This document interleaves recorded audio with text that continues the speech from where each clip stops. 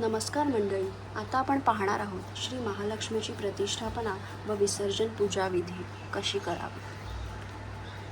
ही पूजा आपण स्वतःही करू शकतो, फक्त ती करताना मनोभावे करायची आहे।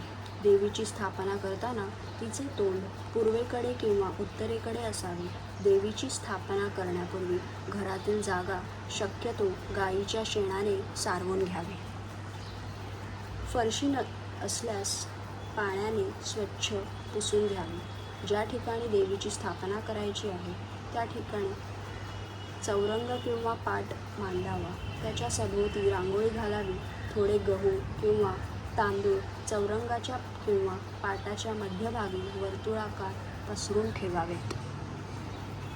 स्वच्छ घासलेला तांब्याचा एक तांब्या घ्यावा। पितळेचा किंवा तत्सम धातूचाही चालू शकतो। तो पाण्याने पूर्ण भरावा। एक सुपारी, एक नाणे व दुर्वा त्या पाण्यात घालावा। 5 प्रकारच्या झाडांच्या 5 डहाळ्या किंवा 5 झाडांची प्रत्येकी 5 पाने कलशाच्या तोंडावर रचून त्यावर नारळाची शेंडी वर राहील अशा प्रकारे एक नारळ ठेवावा। हळद व कुंकवाची बोटे कलशाच्या बाहेरच्या अंगाला सर्व बाजूंनी लावावी। तांदूळ किंवा गहू पसरलेल्या चौरंगावर किंवा पाटावर हा कलश नीट ठेवावा। पुस्तकाच्या सुरुवातीला असलेले श्री महालक्ष्मीचे चित्र एका पुठ्ठ्यावर चिटकवून त्या चित्राची तसबीर समोर येईल अशा तऱ्हेने कलशाला टेकवून ठेवावी।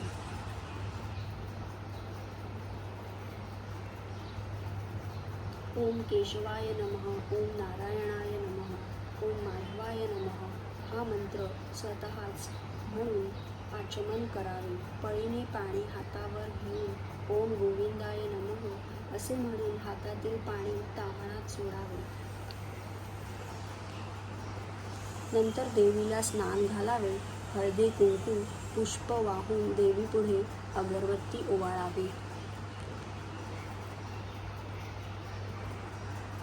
धूप दाखवून निरंजनाने ओवाळावे। देवीला नैवेद्य अर्पण करून झाल्यानंतर मनोभावे देवीची प्रार्थना करून मनात आपली काय इच्छा असेल ती सफल होण्याची विनंती करावी।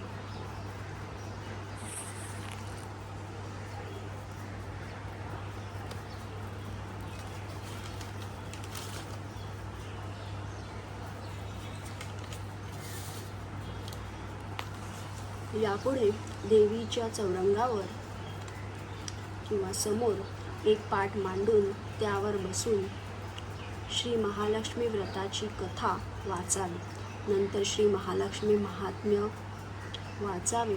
वाचताना किंवा दुसऱ्याकडून वाचून घेताना मन एकाग्र असावे।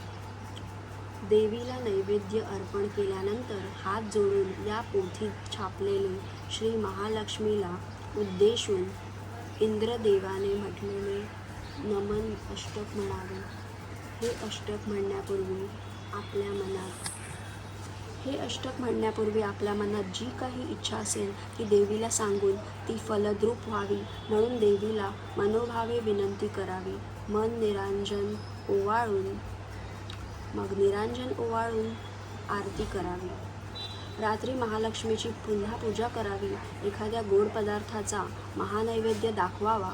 गाईला देण्यासाठी एका पानावर गोग्रास काढून तो घास गाईला द्यावा। नंतर कुटुंबातील सर्वांनी भोजन करावे। दुसऱ्या दिवशी स्नान केल्यावर कलशातील डहाळ्या किंवा पाने वेगवेगळ्या 5 ठिकाणी ठेवावीत। कलशातील पाणी झाडामध्ये ओतावे। देवीची स्थापना केलेल्या जागी 3 वेळा हळदी कुंकू वाहून नमस्कार करावा।